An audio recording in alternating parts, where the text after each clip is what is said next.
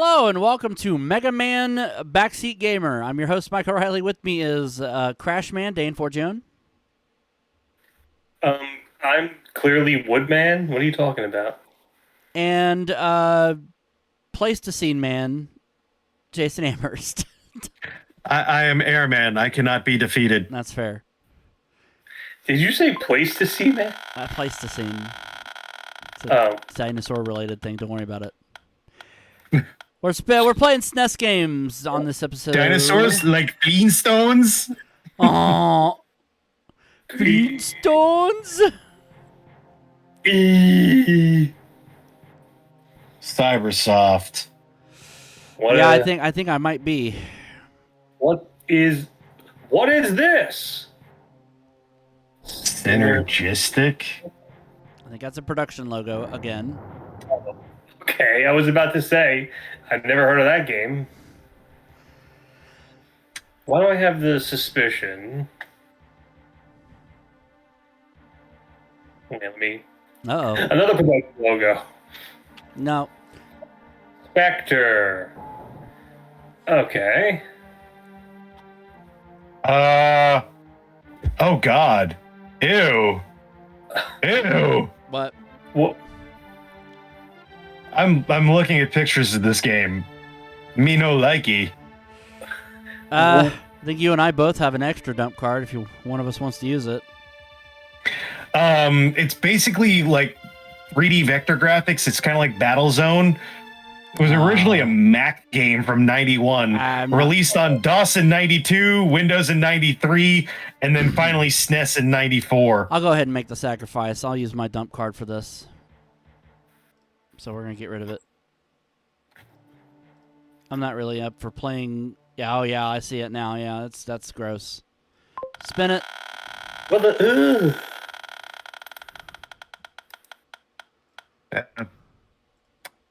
There's another game very similar to this on the board. Ooh. Ew. Oh no. What?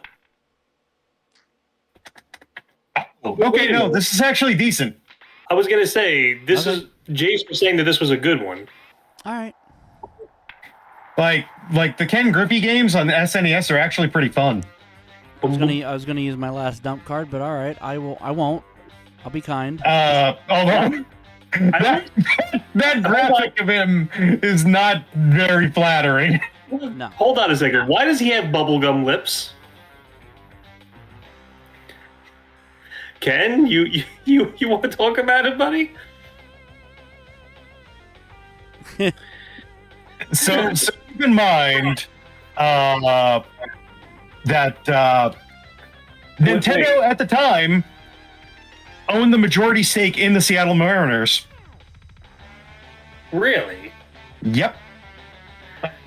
This game was developed by Software Creations, later called Acclaim Studios Manchester. So it was made by Brits. Brits. Yep.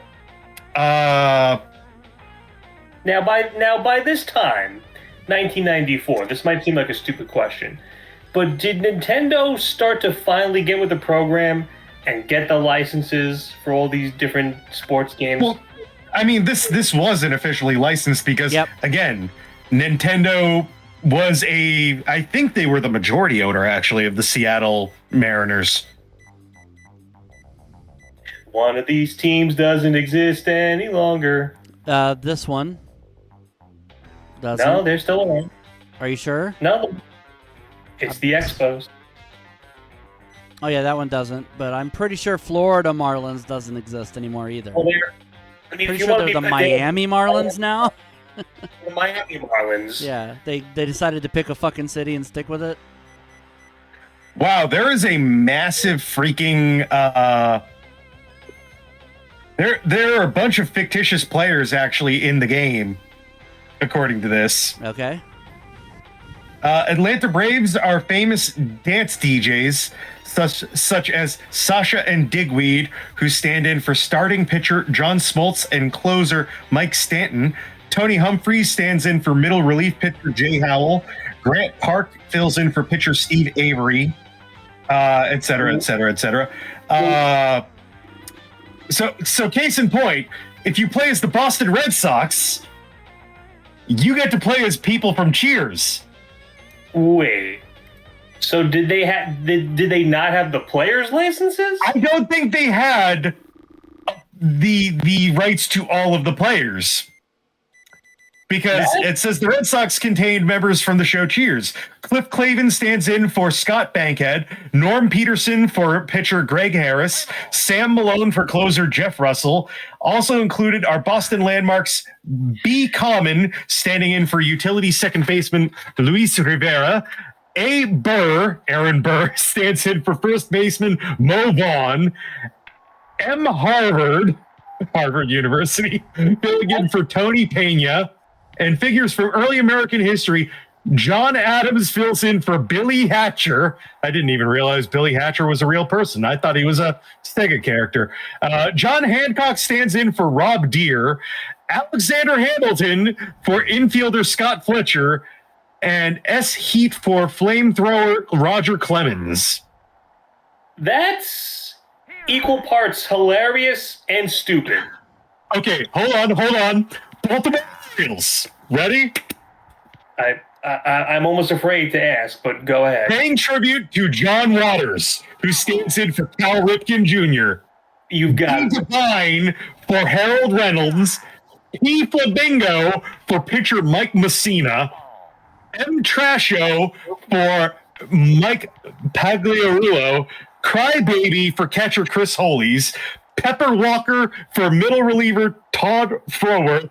Ramona Ricketts for Brady Anderson. Female Trouble for infielder Mark McMahon. H. Spray standing in for middle relief pitcher Jim Poole. Mink Stoll for Mark Parent. C. Muir for Leo Gomez. Oh my God. This is ridiculous. California Angels are famous actors. Red Astaire is the outfielder. Humphrey Bogart. Martin Brando. Jimmy Dean. Charles Heston. Chicago Cubs. Okay, no, that's just White Sox basketball players from St. John's University, apparently. Cincinnati Reds are writers. The pitcher is Bram Stoker. Huh. Ian Fleming is the flamethrower. Jose Rio. Okay. Philip K. Dick is the middle reliever. Pearl Zane Gray is closer Rob Dibble. Agatha Christie is pitcher John Smiley. Harlan Ellison is outfielder Kevin Mitchell. Jim Thompson is Bip Roberts. And Ellery Queen is third baseman Chris Sabo. I have it on good authority that the New York Yankees is just expletives that are used by New Yorkers. The opening picture is "fuck you." Wait, here we go. It is just nicknames of famous Yankee greats. Oh, I was close. Gambino, Whitey Ford, M. Thurman, and then others are just New York boroughs, such as Staten Island was the infielder Spike Owen. H-Line is infielder Kevin Maas. Of all the fucking people to represent Staten Island, you get Spike Owen? Lick my balls. T-Bronx is the catcher Matt Noakes. Coney Island is middle reliever Paul Assenmacher. Assenmacher. You know what? And the shortstop is Phil Shitsubishi. You son of a bitch! Let's see. What else do we got here? I stole Dane's joke. Cleveland Indians. Famous actresses and glamour girls. Cleveland idiots. Audrey Hepburn. Natalie Wood. I really thought you said Cleveland idiots. Well, that would also be true. Greta Garbo. Tempest Storm. Colorado Rockies are famous names from horror movies, including G. Romero, B. Lugosi, Terrence Fisher, Stephen King, Herschel Lewis, Tom Savini, Lon Chaney, Boris Karloff, Detroit Tigers. They are Motown singers.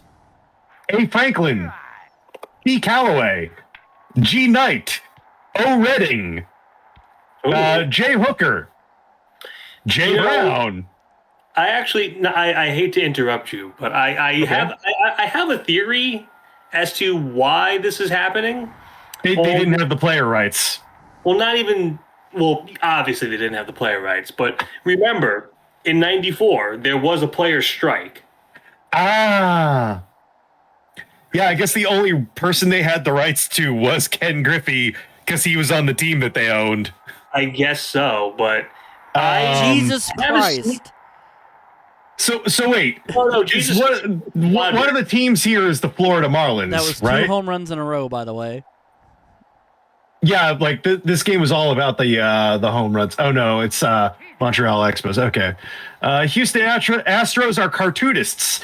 Gary Larson, Will Eisner, Jack Kirby, Brett Ewins, Frank Miller, Ben Edlund, Robert Crumb. Hold on, I'm gonna Harvey Kurtzman. See the fucking controls to this game. And Stan Lee. Kansas City Royals, U.S. presidents. L.A. Dodgers, punk rock pioneers from L.A. and other areas around California. So I just looked on Google, and it confirms they had the rights to the teams, but not the players. Yep. Let's see. Milwaukee Brewers.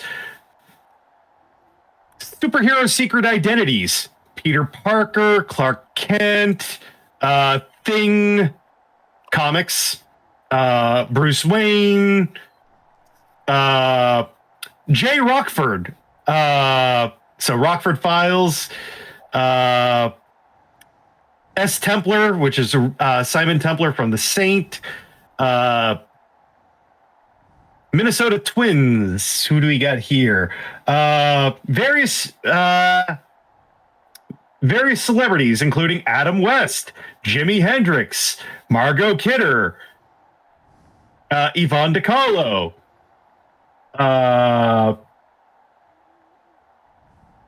Werner Herzog. Montreal Expos. All right. 1980s music scene in Manchester, England, because remember, this was made in England.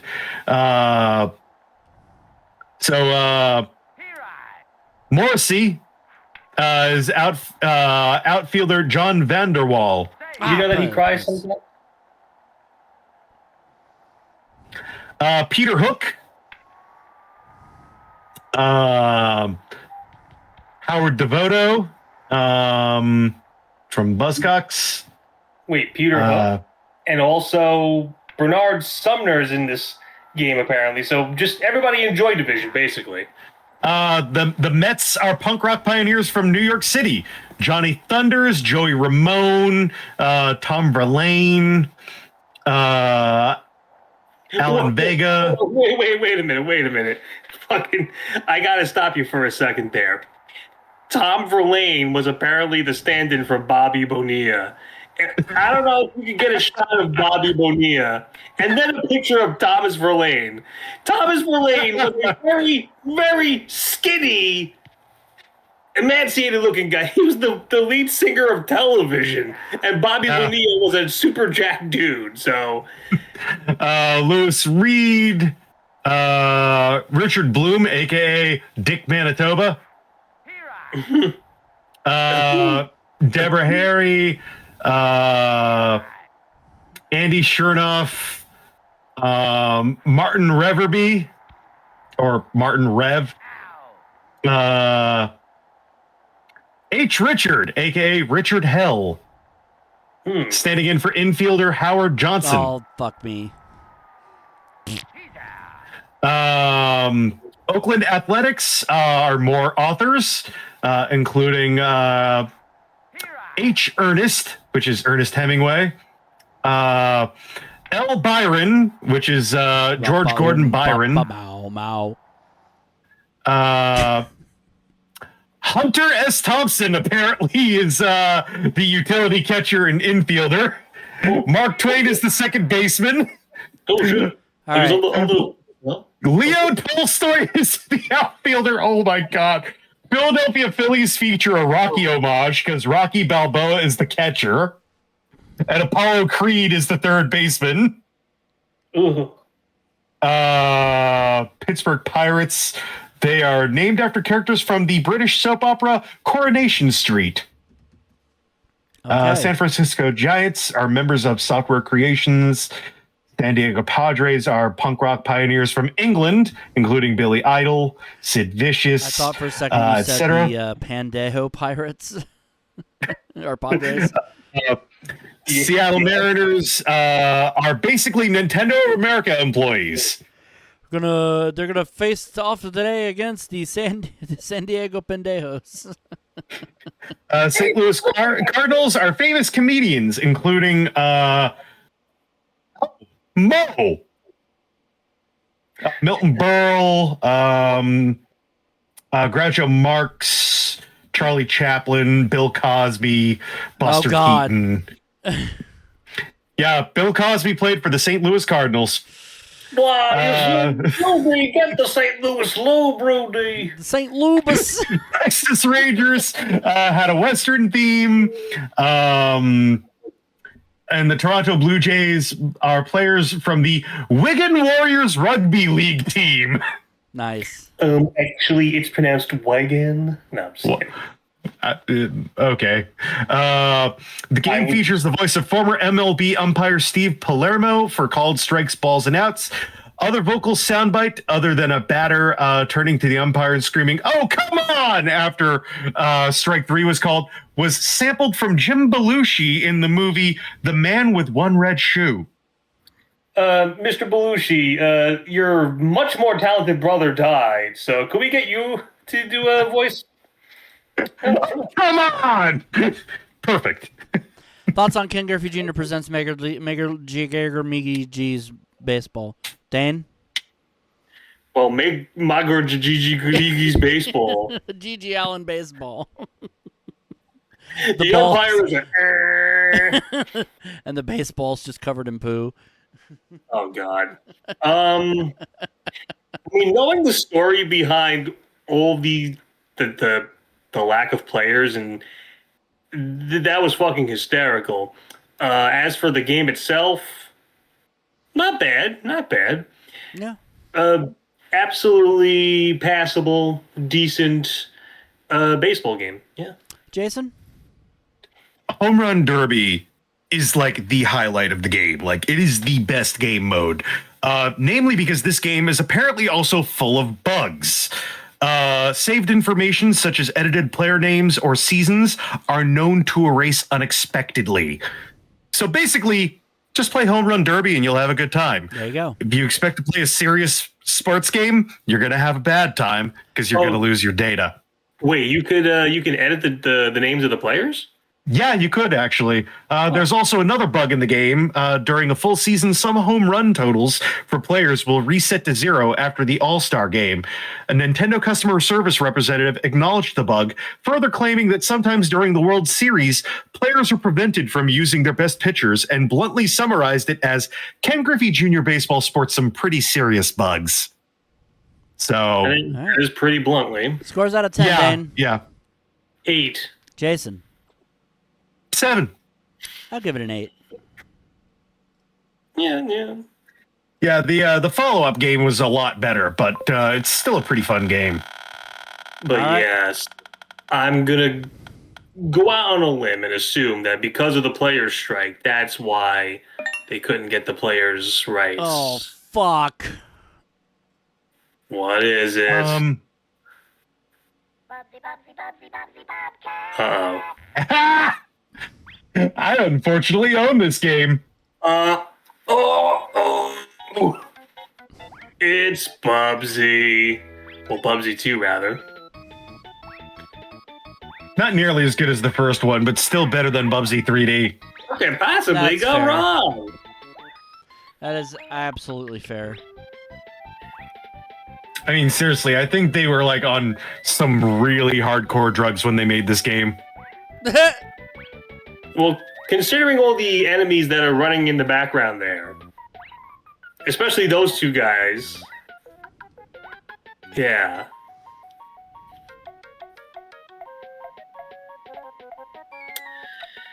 Well, let's get this over with. Yep. Yep. Huh? Wait. Oh. Okay, you can choose your path, I guess? Yep.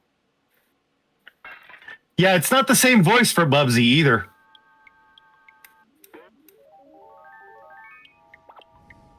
A lottery was put up where the grand prize winner would have a 3-day trip to Hollywood, as well as a tour of the studio where the Bubsy TV special was created.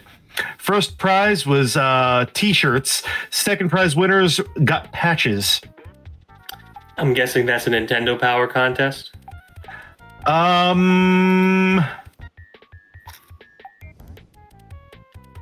think it was in the actual instruction manual. Oh. Because, as we all know, folks, Bubsy, you... Oh, okay, well, I guess you died? I guess so. For as we all are aware, ladies and gentlemen, when it comes to infamous contests that backfired spectacularly, nothing will ever beat Nintendo Power offering a contest for people What the fuck? to be on the set of The Mask 2 with Jim Yep. Carrey as a grand prize. Among other prizes. I remember reading let's see. story.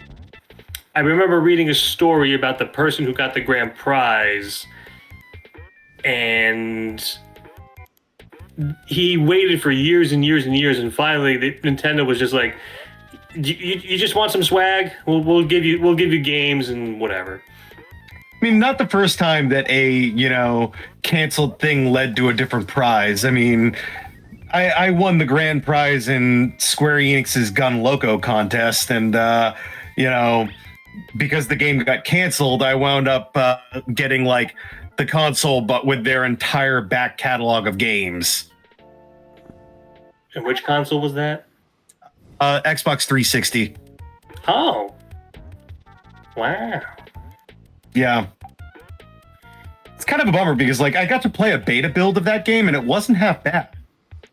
It was all bad. Ooh. No, picture Vigilante 8 or Twisted Metal, but with action figure people parkouring all over the place and shooting each other. That's a cool concept, actually. I'm not gonna lie. Did you just get killed by a sheep? Yep. So, much like the first game, Bubsy 2 got mostly positive reviews. Mean Machines Sega Magazine gave the Genesis version a rating of 84 and a positive review stating the sequel has cleared up all of the problems in the playability stakes. Bubsy is given a chance to show us his tricks. Italian magazine Console Mania gave the Genesis version an 83. Spanish magazine Super Juegos gave both the Genesis and SNES versions 88. Total Sega, another Spanish magazine, gave it a 90. French magazine Supersonic gave the Genesis version 91%. Electronic Games gave the SNES version an A-, praising the humor, non-linear gameplay, and gave the Genesis version an A, approving the visuals, music, and gameplay, giving the Game Boy port an A, highlighting the gameplay and the graphics, which they regard as outstanding for a game on the Game Boy. GamePro gave it a positive review, commenting that the new features are initially confusing and some of the level designs are not as charming or original as those of the first game. But Bubsy's personality is still the top draw in Bubsy II, a new kind of adventure that's a definite change of pace for the irascible feline. They were generally complimentary to the Genesis version as well, voicing approval for multiple paths through each stage, special items, new minigames, improved controls. However, they commented the game is boringly easy for experienced players. GamePro thoroughly panned the Game Boy version, saying that none of the characters' charming personalities retained, which also suffers from sloppy controls, dull enemies, slow-paced gameplay, and graphics which are poor even by Game Boy standards. So what the hell was Electronic Games smoking?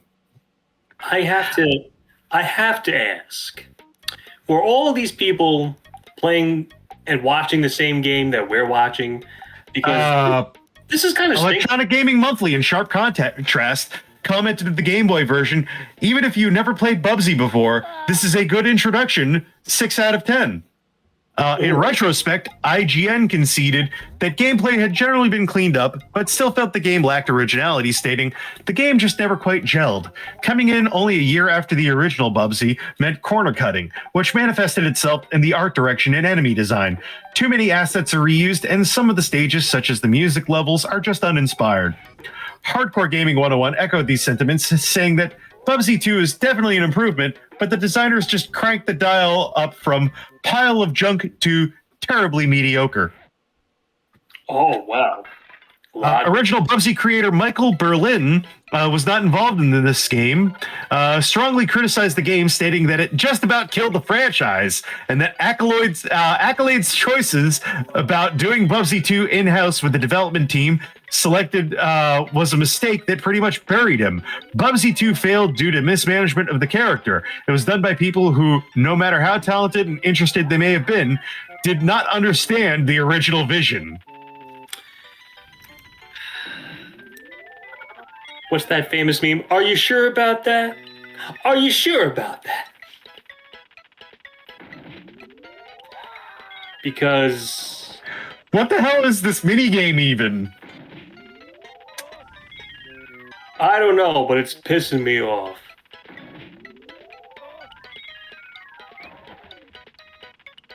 Trying to get like frogs on platforms? Yeah. Oh, the merry-go-round broke down. Doot, doot, doot, doot. What there? What there? What there? Frogapult? I guess. Sure. C sharp or B flat? Seriously, looking at these scores though, like what kind of drugs were they on in the 90s? Consoles plus 84%. Computer and video games, 80 out of 100 and 79 out of 100. Electronic Gaming Monthly, 6 out of 10 on Game Boy. Game Fan, 55 out of 100. Okay, that one makes sense. Game Pro, 15.5 and 16.5 out of 20. Hobby Consolas, 87 out of 100. Bobby Clueless. Inspector Clouseau, 75 out of... Fingerprints on a glass of water. Hyper, which is an Australian magazine, 61 out of 100, mate. Super Game Power, 4 out of 5. You know, I kind of wonder, and maybe this is the conspiracy theorist in me talking. Okay. But, you guys know what the payola scandal was, right? In the 50s? Yeah. Yeah. I wonder if sometimes there was some form of payola scandal with, you know, video game magazines, like, hey, give us a good score, we'll give you free access to these games. Something to think about.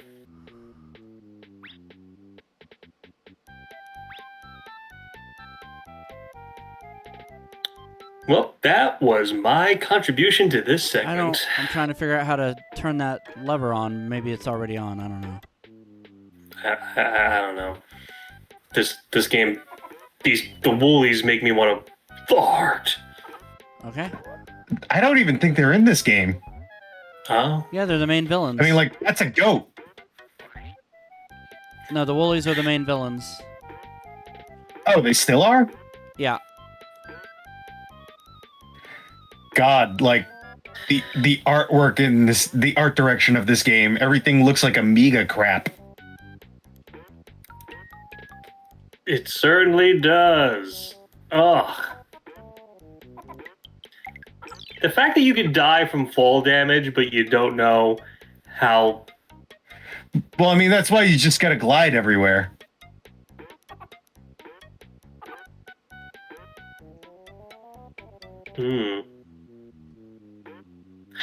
What'd that mouth do?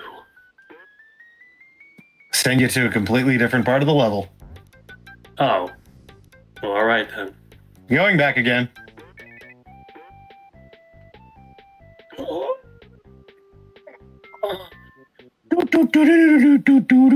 bonus level. In the line of tire.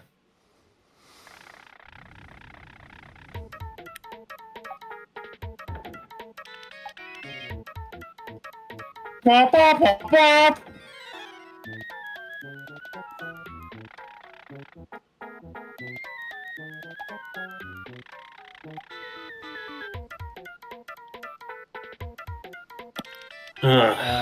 Yeah, I don't know about this, guys. I don't want to alarm anybody. This might be shocking. You guys might want to sit down for this. But this game's kind of bad. Compared to the original game, yeah. It doesn't make a bit of difference, guys. The balls are inert.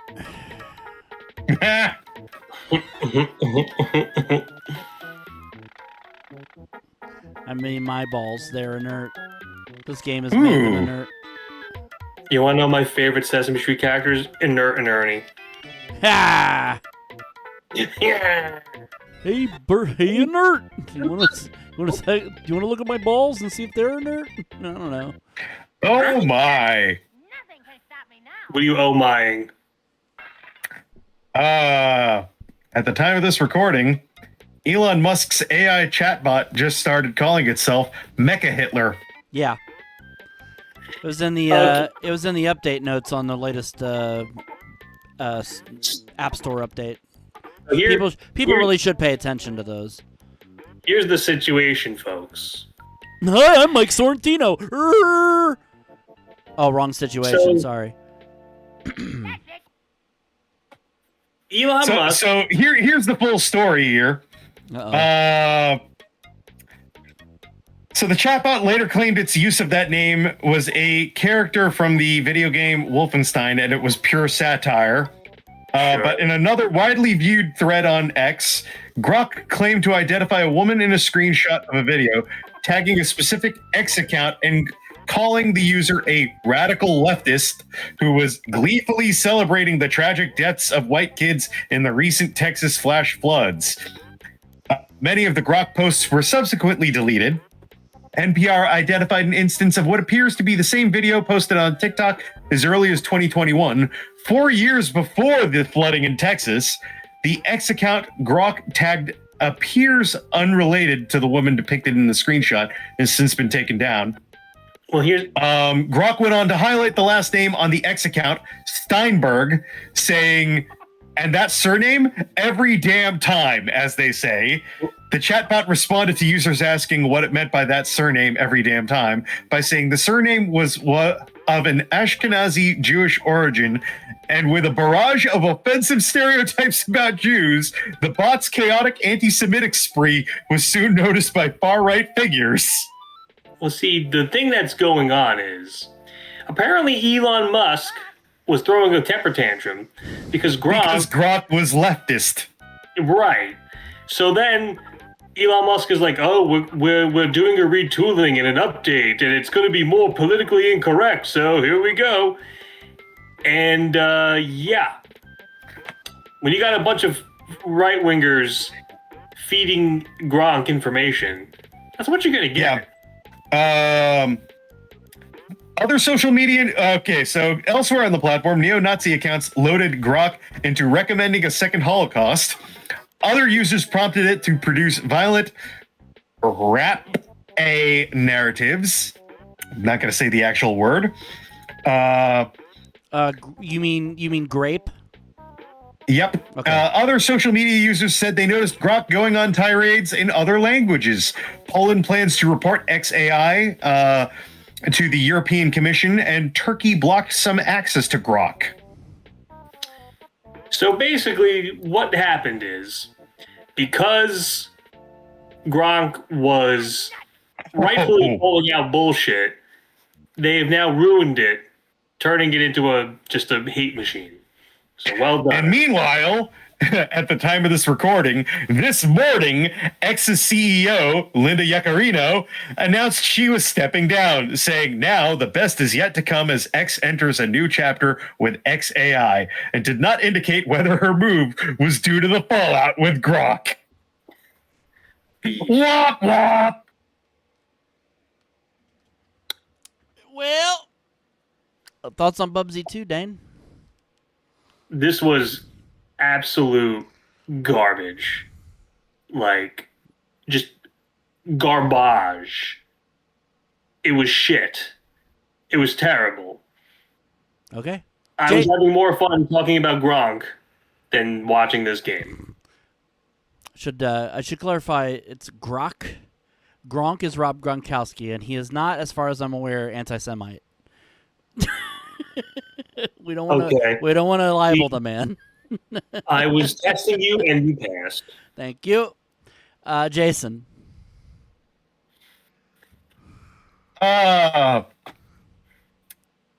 I mean, the first game was better. I do not know what the fuck these freaking people were on when they were giving it good reviews, because I mean, note the fact that I could not find Nintendo Power listed under those reviews. So telling. Mecha Hitler. This game is Jewish. It should be eradicated. This is a terrible follow-up. I'm trying to talk here, guys. This is a follow-up, a bad follow-up to a game that wasn't very good to begin with. It was a Sonic ripoff that really didn't do it right. And yeah, this is kind of more of the same, only a little bit more polished, I would say, maybe, but like, no, it's pretty bad. Scores out of 10, Dane. 2. Jason. 4. Mecha Hitler. 2! I'll give it a 2. Mecha Hitler gives it a 2? No, Jew. All right, let's fucking spin this again. Mecha Hitler, what do you give Bebe's kids? Put them in the showers! Whoa, Mecha Hitler, I think you need to go home now. Uh-huh. Mecha Hitler! Mecha Hitler!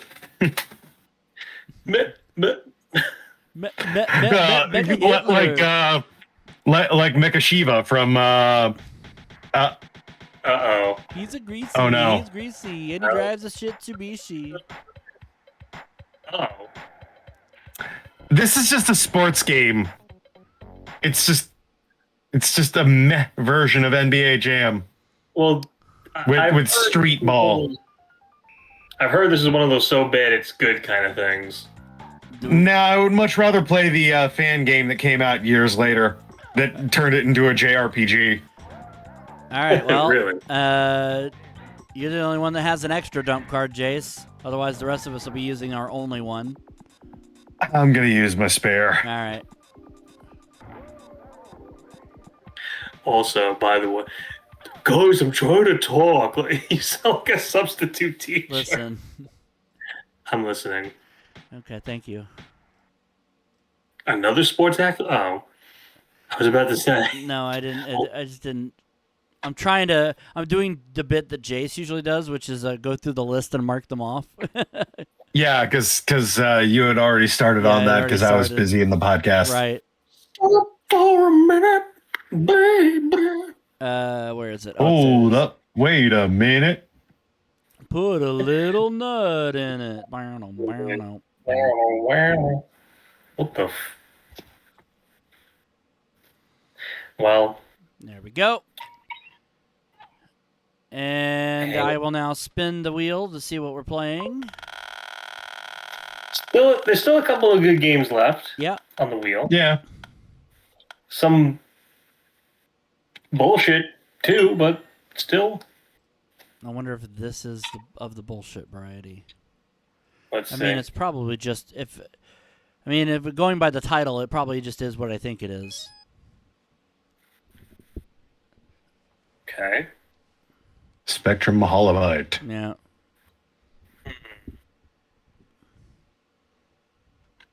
The Zoo Corporation.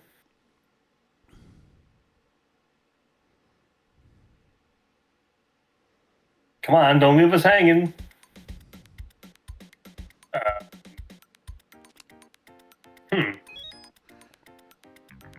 Okay. That guy's smiling way too much, and he needs to stop. That's Alexei Pajitnov, Yeah. the creator of Tetris. I guess he created more than just Tetris.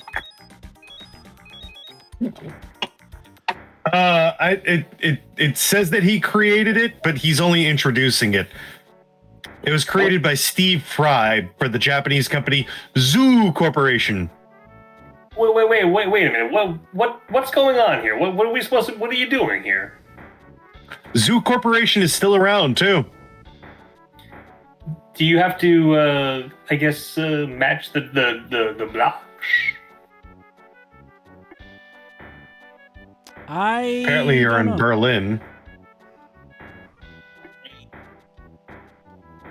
Yeah, this game got a lot of releases too. Move the cursor through the grid. All squares must be removed. Squares can only be removed if they're touching two or more squares of the same color.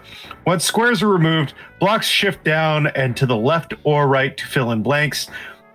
Game ends when either all blocks are removed or time is run out. If you come to a point where none of the remaining squares match, few options remain. Few special items help clear out blocks that do not necessarily match, such as an airplane block that eliminates a full line in the direction that it is pointed in, or a block of dynamite that blows up every square touching it. Additionally, you can choose to drop new randomly generated squares into the equation. I think it's very interesting that by this time by this time the Berlin Wall had come down, but over here it's like, hold, where are your papers? Papers, please.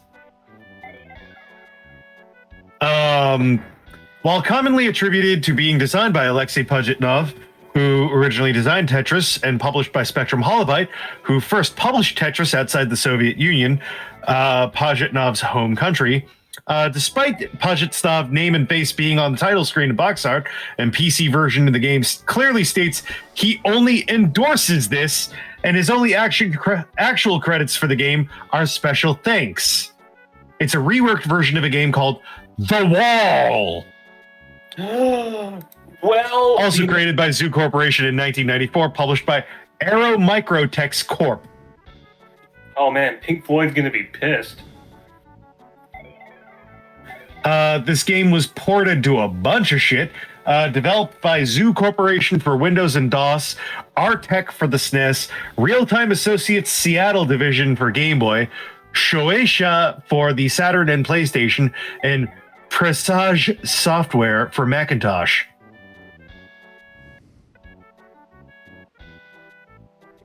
Okay. So, Pajitnov was a lie! Pajitnov, I am so tired of your Shitsubishi. I mean, he's still involved with the Tetris company to this day, though. Yeah. Yep. Also, I really do need to get around to seeing the Tetris movie that was dropped on Apple. Man, I heard that Josh Gad played the L block. Perfection.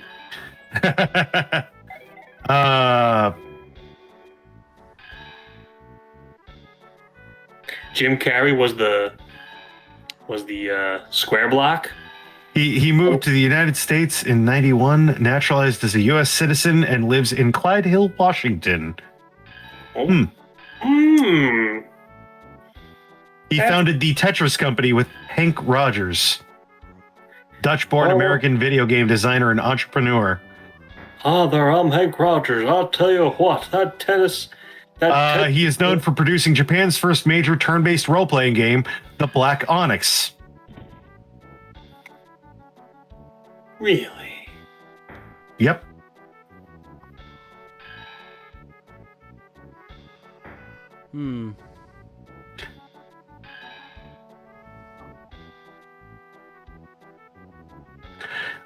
In fact, Hank Rogers was portrayed by Taron Egerton in Tetris.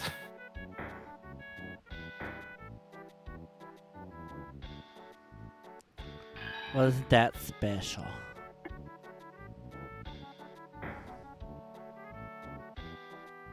Let's see.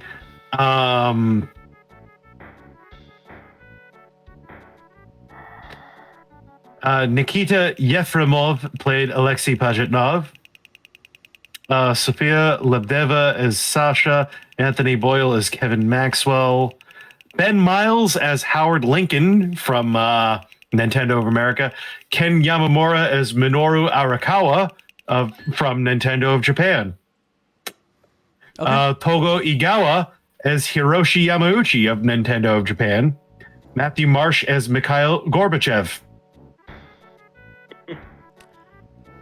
Yeah, I actually watched that movie around the time it premiered, and it's pretty good, actually. I heard it was pretty fun. If you're expecting a serious retelling of the history of Tetris, don't. But it is a fun movie. Like Is it there's like legitimate history in there that's true, but like there's a lot of over dramatization. Would you say it's kind of like the Weird Al story, where it's kind of like played for laughs? Ish, although I wouldn't say it's played for laughs per se. It's played more like it's like Rush Hour Tetris, if you can believe that. It's very much like that. Comrade, do you understand the words coming out of my mouth? Duh. Do svidanya. A river duck shit. What? what did you? The fuck did you say to me? What did you say to me, Boba?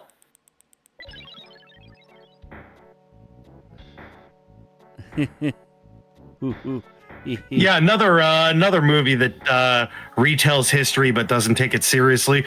Jerry Seinfeld's movie about Pop-Tarts. Oh yeah, Jeremiah Seinfeldsky.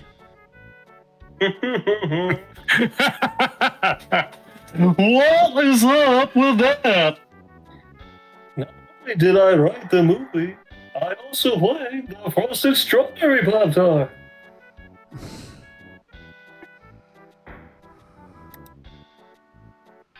Jason Alexander played the Chocolate Fudge Pop-Tart.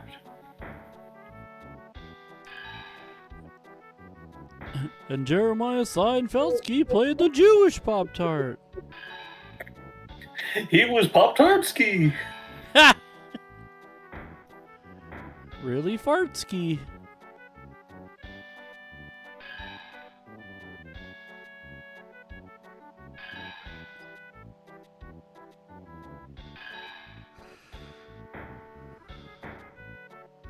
Oh my lord, alright.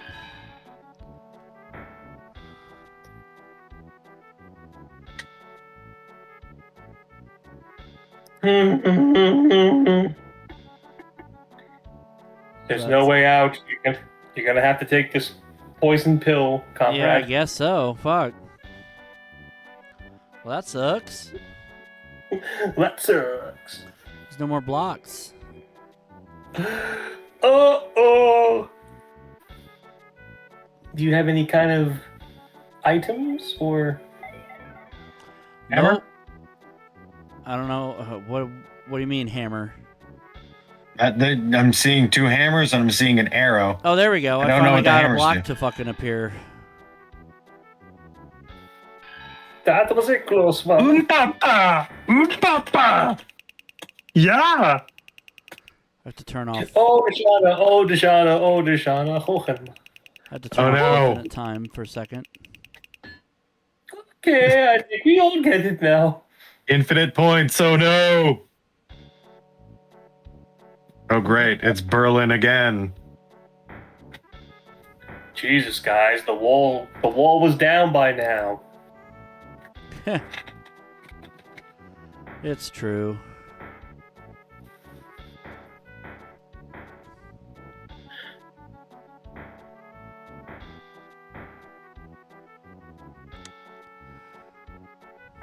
Do, do, do, do, do, do, do, do, do, do.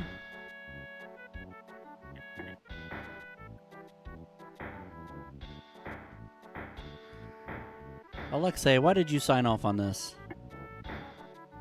Money. Oh, that's fair. I needed the rubles. I needed the money for future No, I live in investing in Tetris. I live in Soviet Russia. We need the money, not I. Oh, it's just the people's money. In Soviet Russia, money needs you. That's right, comrade. I wanted to add a Weinstein birthmark to Gorbachev's ass. Okay. What, you think that's funny? A little bit. Okay, I appreciate your honesty. I will let you fuck my sister. Oh, I hope she doesn't look like you. What the? Fuck you! Her name is Svetlana. She's 457 pounds. Okay, well. Oh, Dane, I would love to have your reaction to an anime. Okay. Because they just dropped episode 1 of finally the long promised years ago sequel to Panty and Stocking with Garter Belt. I'm sorry, what? Did I fucking stutter? No, but you might have stucking futtered. You know what? If you're gonna have an attitude, then I'm not gonna review shit. I will say that the original animation studio doesn't exist anymore, Gainax, who did season 1, which is part of the reason why it took so long for season 2 to actually get produced. But basically, while on vacation in America after completing a different show, they saw Adult Swim and thought, hey, what if we made a show like this? So it's basically anime's answer to Adult Swim humor. The story revolves around the exploits of the Anarchy Sisters, Panty and Stocking, angels who were kicked out of heaven due to their bad behavior. They are sent to Daten City, a pun on the Japanese word Datenshi, or fallen angel, a place on the border between heaven and hell, which is besieged by evil spirits referred to as ghosts. The sisters take refuge under the care of the Reverend Garterbelt. Okay. Under his watchful eyes, the sisters are tasked with using their abilities to transform their lingerie into weapons. And elaborate magical girl transformation scenes. Yep. However, the artwork style looks nothing at all like the transformation scene. It's kind of hilarious. By destroying ghosts, they earn heaven coins, with which they intend to one day buy their way back into heaven. However, Panty and Stocking are constantly sidetracked by their respective interests in men and sugary sweets. Yep. Okay. That's a thing. That's redonkulous. Protagonists. Panty is a blonde-haired, pale-skinned angel whose only interests are looking for men to sleep with and and basking in the popularity of being an anarchy sister. She does not take her ghost-hunting duties as seriously as her younger sister Stocking, instead preferring to fulfill her personal goal of having sex with 1,000 men on Earth before... I'm going to close this out. Yeah. Thoughts on BreakThru, Dane? It was actually not too bad. Seemed like an interesting puzzle game. I just looked at the picture of Pandine stocking and I lost my train of thought. Everything's a joke in this. I mean, the little Gur mascot is named Chuck, after the zipper on your pants. Okay, I'm just going to put the gun in my mouth. And Garter Belt is a big black dude. Yeah, I see that. Lovely. Thoughts on BreakThru, Jason? How bad did Alexei Pajitnov need the money that he was like, I like this thing?